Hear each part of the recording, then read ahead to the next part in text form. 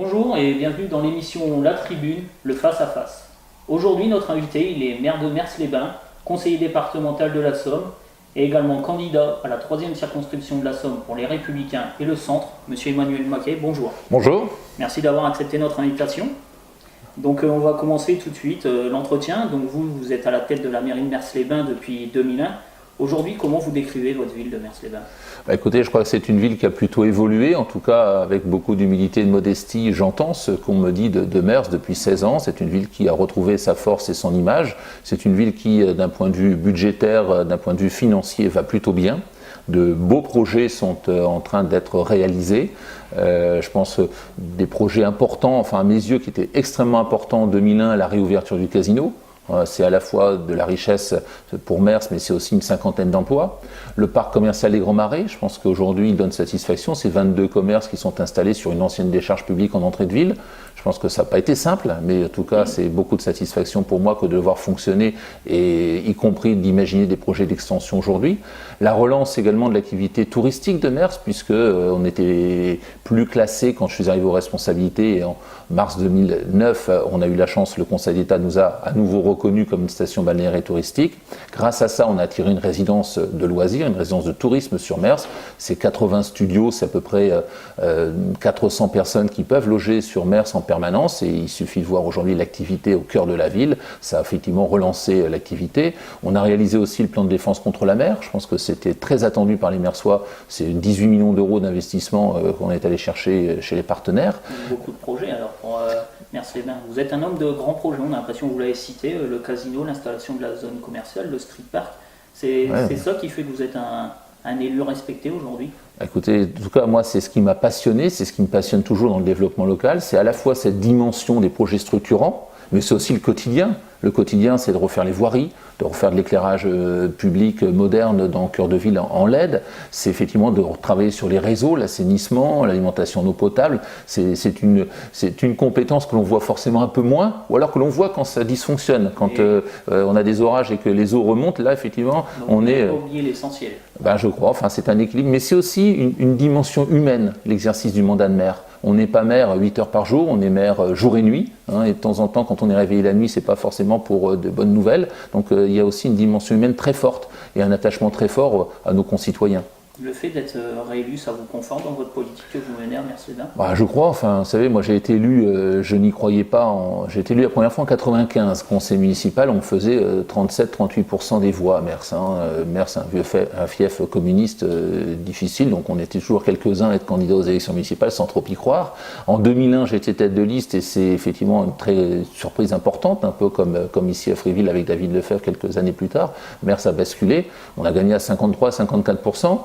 6 ans après, c'était près de 76%. Je pense qu'on a gagné en 2008, et en 2014, il n'y avait plus de liste d'opposition. Donc effectivement, je peux considérer que les Mersois sont plutôt satisfaits.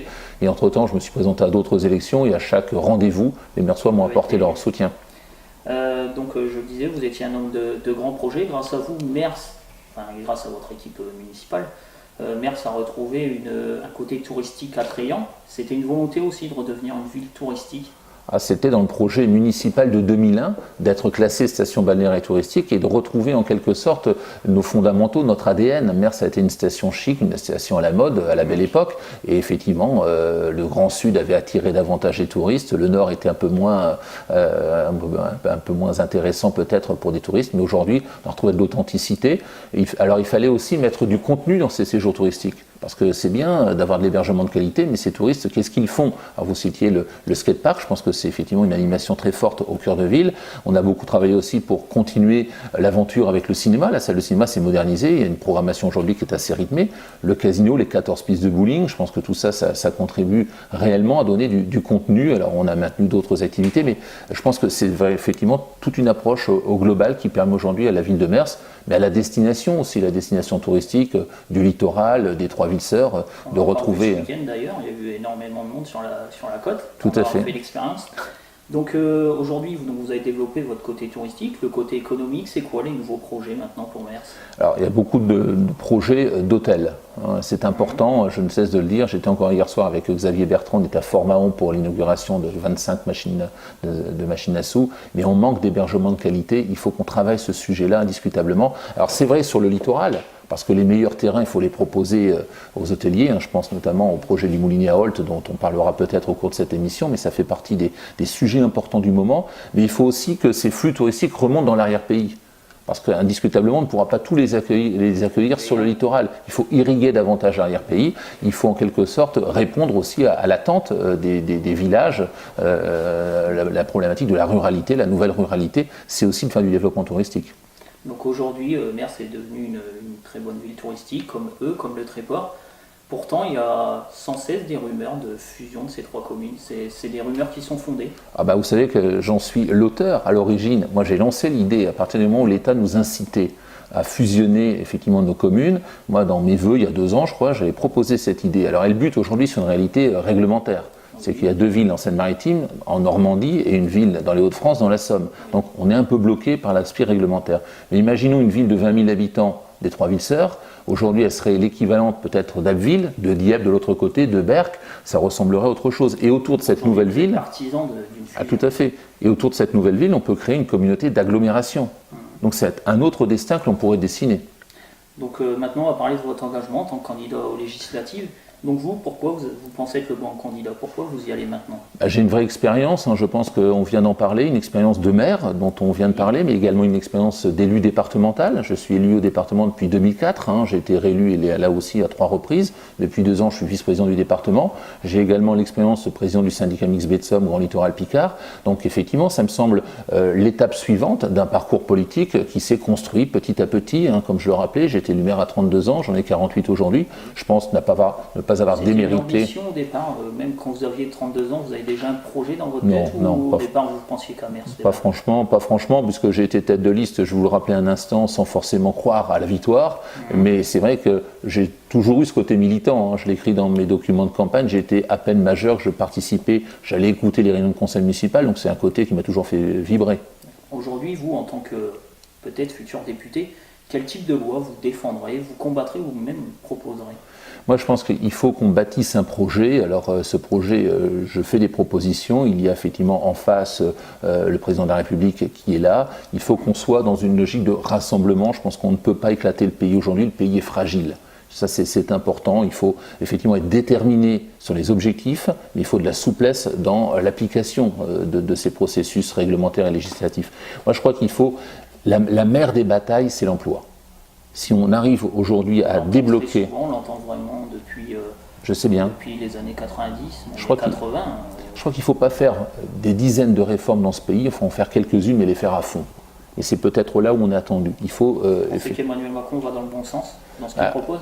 En tout cas, on peut, dans ce qu'il propose, comprendre qu'il y a des choses intéressantes, des choses sur lesquelles on est plutôt d'accord. D'ailleurs, vous remarquerez que la politique économique dans son gouvernement est plutôt portée par des gens avec lesquels j'étais encore il y a peu de temps, donc je ne vais pas vous dire le contraire.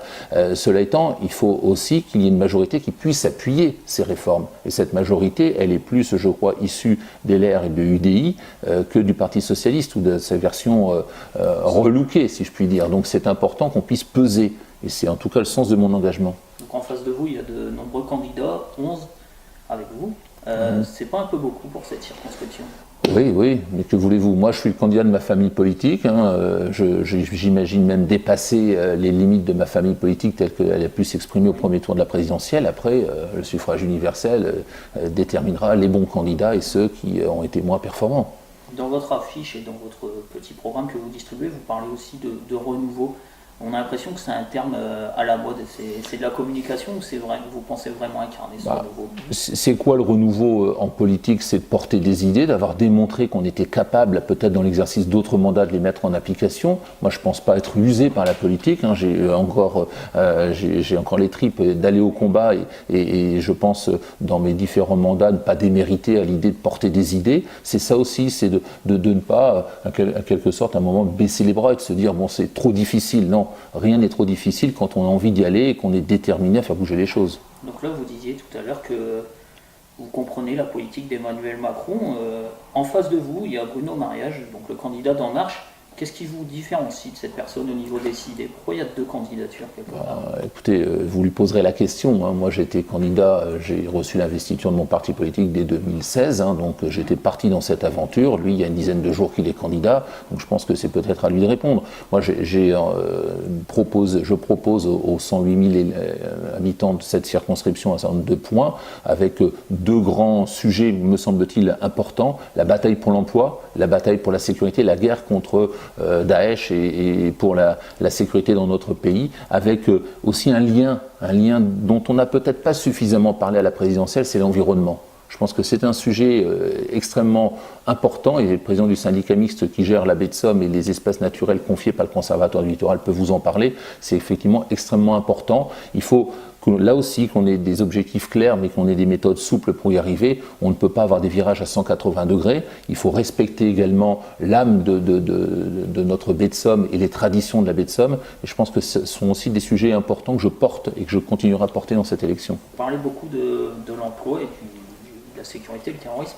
Au niveau de l'emploi, qu'est-ce que vous pensez qu'il faut qu'on fasse plutôt je crois que réussir. Alors, il y a effectivement peut-être deux pans. Il y a un pan sur lequel, indiscutablement, il faut faire attention aux grands équilibres budgétaires. Hein. On sait très bien qu'on a trop de charges qui pèsent aujourd'hui sur l'emploi, en tout cas qu'elles sont mal réparties. Et d'autre part, il y a des contraintes réglementaires, le code du travail, les normes, l'application des normes. Donc je pense qu'on peut, en tout cas dans un premier temps, sur les normes, transposer les directives européennes, mais pas excessivement. On peut les mettre au même niveau que l'ensemble des pays européens. Ça ne va pas coûter très cher, hein, c'est d'aspect réglementaire. Peut-être aussi demander aux contrôleurs de cette réglementation d'être moins exigeants et en tout cas de faire preuve de pragmatisme parfois. Il y a des contrôles qui sont un peu sévères, notamment sur nos TPE, PME, et ça fait mal. Et effectivement, à partir du moment où le pays redémarrera, il faudra alléger fortement les charges qui pèsent sur les salaires. Je pense que globalement, dans notre pays, il y a cette capacité à rebondir. On l'a vu dans l'histoire de France, hein, au lendemain de comme vous le dites, qui ont prouvé que la France était un grand pays. Au lendemain du deuxième conflit mondial, on a rebondi. Et c'est ça que l'on attend. Les Français, les gens de la circonscription attendent. Si on travaille sur l'emploi et si on crée dans les 5 prochaines années 2 millions d'emplois... Comment on fait sur l'emploi concrètement ? Je vous dis, moi, je pense qu'il faut entendre les chefs d'entreprise. Il faut arrêter de leur rajouter des normes, des contrôles, des difficultés supplémentaires. Quand on veut aujourd'hui agrandir une entreprise, si c'est une installation classée, c'est beaucoup plus compliqué ici que ça ne l'est en Espagne. Pourquoi aujourd'hui il y a des délocalisations ? Parce que là, certes, la main-d'œuvre française est compétente. Personne ne dit le contraire. Mais le poids de la réglementation, aujourd'hui, c'est dissuasif. C'est ça qu'il faut réussir à débloquer dans notre pays. Est-ce que vous pensez que le pays va mieux aujourd'hui en 2017 par rapport à l'année 2012 où Nicolas Sarkozy avait laissé le pays? Écoutez, moi, quand je rencontre les gens sur le terrain, c'est pas ce qu'ils me disent. C'est pas ce qu'ils me disent. Et ce qui est important, c'est ce que les gens en pensent. Alors peut-être que si vous regardez les échos chaque matin, les grands équilibres de notre pays présentent peut-être des améliorations par rapport à ce qu'il y avait en 2012. En 2012, on sortait aussi d'une crise économique épouvantable, hein, les Lehman Brothers, enfin l'effondrement des marchés financiers. On était dans cette difficulté-là. Mais ce qui est important, je pense, c'est d'arrêter de faire de l'histoire et d'écrire l'avenir. C'est là-dessus qu'il faut s'engager. Vous pensez quand même qu'on est sur les bons rails, qu'on est redevenu à quelque chose, à une base sur laquelle on peut construire? Il y a un vent de croissance qui souffle sur l'Europe. Il y a un vent de croissance, donc ça c'est extrêmement important. Si on sait faire les bonnes réformes, si on sait en quelque sorte accompagner ce vent de croissance, moi je suis convaincu qu'on peut réussir. Donc aujourd'hui vous êtes maire, conseiller communautaire, conseiller départemental. Vous êtes également président d'un syndicat mixte. Maintenant, vous voulez être député. Est-ce que c'est pas beaucoup pour un seul homme? Indiscutablement. Il ne s'agit pas pour moi de cumuler toutes ces fonctions, vous le savez bien, puisque la loi sur le cumul des mandats passera par là. Vous renoncerez à une fonction? Je suis dans l'obligation. Alors, j'ai fait un choix très clair. Hein. Je l'ai annoncé au Mersois lorsque j'ai annoncé ma candidature au vœu début 2017. J'aurais dit que je resterai Mersois. Donc, autrement dit, je démissionnerai du département et je resterai au conseil municipal de Mers. Ça a été compliqué ce choix entre le département, entre la ville de Mers? Non, entre le département et la ville de Mers, non. Ce qui a été compliqué, c'est de me dire, dans la construction de mon parcours politique, j'avais cette opportunité d'essayer d'être député, et de me dire, si tu deviens député, tu ne seras plus maire de Mers, donc si le 18 à 20h je suis élu, j'aurai quand même un sacré pincement au cœur d'abandonner mon mandat de maire. Aujourd'hui, est-ce que vous pouvez nous décrire un peu votre rôle au conseil départemental, l'action du conseil départemental, qu'on a un peu de mal à savoir aujourd'hui ce que fait exactement le conseil départemental? Alors c'est paradoxal dans ce que vous dites, puisque au final le département c'est vraiment la collectivité de proximité, celle qui accompagne de la naissance à la mort quasiment. Chacun de nos concitoyens, c'est près de 50% du budget que l'on va accompagner avec la naissance et l'aide sociale à l'enfance, hein, donc une compétence importante. On va avoir l'insertion qui va effectivement nous coûter et nécessiter beaucoup d'investissement de nos agents. Et on a l'APA également, une prestation qui touche ici à Fréville-Escarbotin énormément de personnes âgées, enfin des gens qui ont besoin d'être accompagnés pour rester chez eux. Donc c'est une action très importante, en tout cas une action sociale. Autre pan important, sont les collèges. Les collèges de ce département, c'est une cinquantaine de collèges publics que l'on gère, donc l'enseignement, je pense que ça fait partie des grandes responsabilités. De collèges justement qui sont dans des états assez vétustes. Ici à Feuquières, il y avait un audit lancé sur le collège de Feuquières, autrement celui de Fréville est plutôt en bon état, celui de Gamache va bien, celui de Mers va bien, enfin effectivement il y a celui de Feuquières-en-Vimeux qui traîne depuis un certain temps, il est dans les priorités du département, mais c'est un collège qui va nécessiter plusieurs millions d'euros. Autre grande compétence pour nos concitoyens au quotidien, les routes départementales. C'est un très gros budget maintenant la voirie. Oui, ça coûte très très cher. On a voulu un plan de rattrapage parce que depuis quelques années, on a peut-être laissé tomber facilement un certain nombre de routes de troisième catégorie qui se sont fortement dégradées. Donc on a voulu remettre de l'argent dessus. Mais voilà, le département, c'est le quotidien. C'est le quotidien. On ne porte pas forcément de grands projets.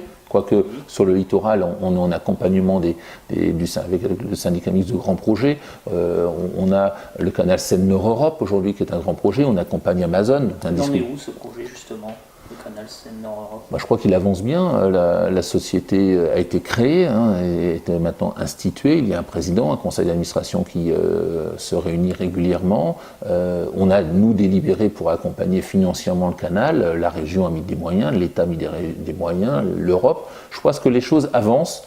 Bon, visiblement. Sur le projet en lui-même, vous êtes d'accord avec ce... Ah bah oui, tout à fait. Je pense que c'est un beau projet pour notre département. Et on avait une petite crainte un moment dans le microcosme politique, c'est que la nomination d'Édouard Philippe, puisque vous savez que c'est un projet qui va rentrer en concurrence peut-être avec Le Havre sur le trafic, et certains se disaient, mais avec Édouard Philippe, Édouard Philippe a rassuré Xavier Bertrand, donc il maintient les moyens et il maintient ce projet-là comme étant prioritaire aujourd'hui dans le pays, donc on est rassuré.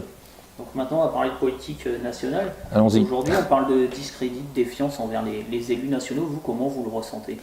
C'est vrai que je le ressens mal sur le terrain, parce que globalement, il y a peut-être 2 ou 3% d'élus qui déconnent. Indiscutablement, ça peut arriver parce que dans une population, quelle qu'elle soit, que ce soit l'entreprise, que ce soit... Voilà, ça arrive toujours qu'il y en a certains qui sortent en quelque sorte du périmètre. Ceux-là, ils doivent être sanctionnés, ça je suis complètement d'accord, mais il y a quand même beaucoup d'élus qui sacrifient leur week-end, leur loisir, leur vie de famille, leur vie professionnelle pour servir la cause commune. Donc il faut effectivement, la loi de moralisation, elle doit apporter des réponses, elle doit redonner de la crédibilité aux élus, et puis globalement, celui qui effectivement sort, qu'il soit sanctionné. J'aurais pas d'état d'âme moi non plus pour voter cette loi si... Justement, ce type d'élu, toujours droit, toujours quelqu'un qui respectera la loi. J'essaie, les hommes ne sont que des hommes, comme disait le général de Gaulle, cela étant, j'essaie moi d'être droit dans l'exercice de mon mandat comme dans ma vie en général.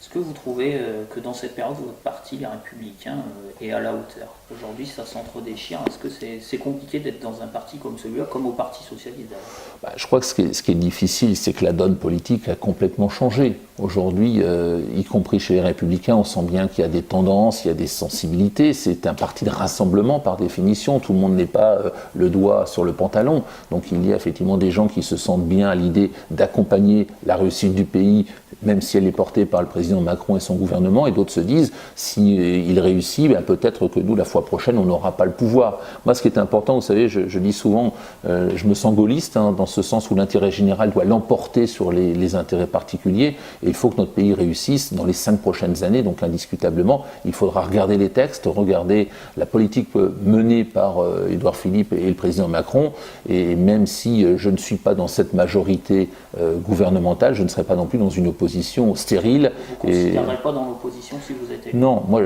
quelles que soient les assemblées, je pense qu'on n'est pas des machines à voter, donc il faut regarder les textes, et si les textes vont dans le bon sens, il faut les aider à sortir et les améliorer. C'est ça aussi le travail du législateur. Donc votre avis maintenant sur Emmanuel Macron, puis sur le gouvernement qu'il a constitué? Nous, on a une crainte sur le littoral, vous le savez, c'est la personnalité de Nicolas Hulot. puisque le littoral, c'est aussi le monde de la chasse. C'est pas un loisir ici, la chasse, c'est vraiment l'ADN du littoral. Et globalement, on voit bien que les positions de Nicolas Hulot font peur. Elles font peur parce qu'elles sont fondées, hein. C'est pas non plus un bruit de couloir. Elles sont fondées, il suffit de voir ce qu'il a écrit et quelles sont ses positions sur la chasse. C'est un mauvais choix ou vous attendez de voir quelque part? Les Français ont l'air satisfaits, mais sur la problématique de la chasse, c'est plutôt effectivement un mauvais choix. Moi, je suis très dubitatif, à vous dire, sur cette idée de Nicolas Hulot, sur un grand ministère. Nicolas Hulot était un très bon animateur télé, personne ne peut dire le contraire. Je crois qu'il a sensibilisé les Français au problème de l'environnement. Cela étant, être à la tête d'un grand ministère dans lequel il y a à la fois l'énergie, les transports, enfin l'environnement au moment où il y a la transition énergétique qui est enclenchée.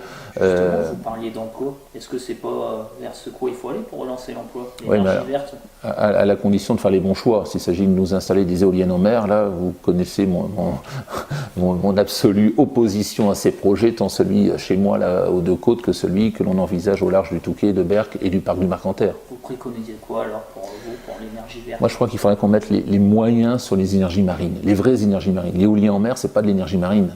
Et effectivement, il suffit de voir comment fonctionne l'océan pour voir qu'il y a une énergie considérable à capter. Et là, on pourrait reprendre peut-être la tête, alors qu'on est avec l'éolien offshore à la traîne de ce qui se fait ailleurs. Vous dérange dans l'éolien offshore? Non mais attendez, l'éolien offshore au large de nos côtes, c'est une véritable catastrophe économique, parce que le tourisme, sur la ligne d'horizon, vous imaginez, ces hélices tournées jour et nuit en clignotant comme une fête foraine, ça va être épouvantable. Second élément, le monde de la pêche. Mais qu'est-ce qu'on fait du monde de la pêche? C'est quand même notre économie historique sur le littoral. Donc je pense qu'on a... Et les études d'impact aujourd'hui nous démontrent que les fonds marins, on va couler des tonnes de béton dans les fonds marins. Enfin tout ça, ça me semble invraisemblable. Le projet des Deux Côtes n'est pas encore sorti, qu'on nous propose un autre projet à moins de 40 km. Il va voir le jour ce projet? J'espère que non. Vous savez que je me bats depuis 5 ou 6 ans. Dès qu'il y a eu le premier débat public, on était tout à fait hostile à ce projet comme nos amis du Tréport. Devenu vice-président du département, j'ai porté un vœu au département. Le département s'est exprimé contre ce projet. Le syndicat mixte s'est prononcé contre. Les communes du littoral se sont prononcées contre. Et malgré ça, on continue. Donc vous voyez que là, il y a vraiment de quoi exprimer notre colère. Donc indiscutablement, il ne faut pas que ce projet voie le jour. L'obstacle majeur pour le porteur de projet, c'est la validation par le parc naturel marin. Parce que là, il faut un avis conforme au parc naturel marin. Vraisemblablement en juin ou septembre, le parc étudiera le dossier. Donc là, il est bien évident que je mettrai tout mon poids dans la balance pour que le projet soit retoqué. J'espère qu'il sera retoqué, parce qu'autrement, ça va être très compliqué, ça va être très tendu sur le littoral. Vous parliez d'exprimer sa colère. Les électeurs du Front National, vous, on ne peut pas dire que vous leur en voulez, mais comment vous les caractériseriez? Comment vous percevez cet électorat FN et les gens qui le représentent? Moi, je suis convaincu d'une chose, c'est qu'il n'y a pas de vote d'adhésion. Il n'y a pas de vote d'adhésion pour le Front National. Il y a plutôt un vote de colère, de dire non, de dire qu'on en a marre. C'est plutôt cette façon-là de percevoir le vote Front National. En tout cas, c'est ce que je ressens quand je croise des électeurs qui me disent « je fais campagne, je suis sur le terrain au quotidien » et je les vois, les gens qui ne me répondent pas, je sais qu'a priori, ils ont plutôt voté Front National. C'est qu'on peut les récupérer, les personnes qui votent Front National? Moi, j'ai tendance à penser vous voyez, quand je suis candidat dans une élection départementale ou municipale à Mers, départementale, il y a un candidat du Front National et à Mers, il fait un score minable. Tout simplement parce que les gens me connaissent et ils voient qu'on tient parole. Je pense que c'est ça qu'attendent les gens. Si dans les 5 prochaines années, on arrive à faire redémarrer notre pays, le Front National se nourrit des problèmes. Si on arrive à régler les problèmes, le Front National n'aura plus de nourriture. Indiscutablement, c'est ce challenge-là qu'il faut relever. C'est pour ça qu'il est aussi haut. On a entendu qu'en 2007, c'était la dernière chance, en 2012, en 2010. Ouais, je l'ai bien en tête. Je l'ai bien en tête, ce discours-là, parce qu'il y a toujours ce plafond de verre qu'il n'arrive pas à franchir, mais si on échoue à nouveau, comme on a échoué entre 2012 et 2017, à un moment, le plafond de verre explosera. Enfin, moi, c'est pas ce que je veux. Je veux que notre pays redémarre, qu'il crée de l'emploi, que les gens se sentent bien, que le pouvoir d'achat puisse augmenter. C'est ça aussi au cœur du Vimeu que l'on ressent. C'est qu'on a des travailleurs pauvres. Ces gens-là, il faut leur donner de l'espoir, il faut leur donner du pouvoir d'achat supplémentaire, donc du loisir aussi derrière. Est-ce que l'électorat de l'extrême gauche, vous percevez de la même façon? L'électorat d'extrême gauche, sur cette ère du Vimeu, il est historique. Et à un moment, on voit bien qu'entre le premier tour des régionales et le premier tour des présidentielles, une partie du vote d'extrême gauche est revenue en quelque sorte sur sa base électorale. Il est revenu sur Mélenchon.